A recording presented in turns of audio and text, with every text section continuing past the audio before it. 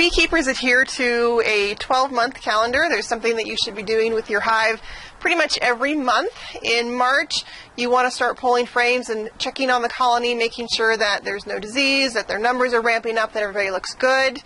In April, make sure that they are fed, look for starvation, again, check for disease and make sure that they've got good numbers.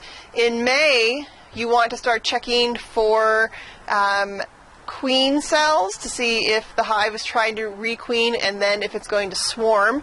If it's going to swarm, you can talk to your local Beekeepers Association. They can try to capture that swarm and give it to somebody who needs a hive. In June, this is when you need to get your supers on.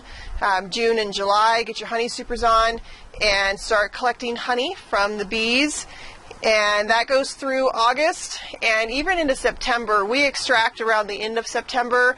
We uncap our frames and spin them out and take whatever honey we can get.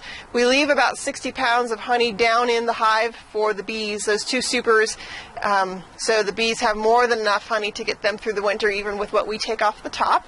And we do feed them over the winter in October, and we wrap the hive November, December. It stays wrapped through January and February, and then we start the process over again in March.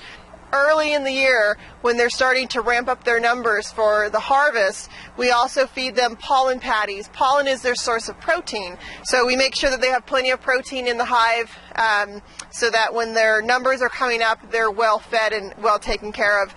Over the winter, when your bees are clustered up, it's a great time to get your woodware ready for the next season. Do any repairs you need to do, any touch-up painting, order any equipment that you might need for the spring. It's also a great time to read up on the latest in beekeeping.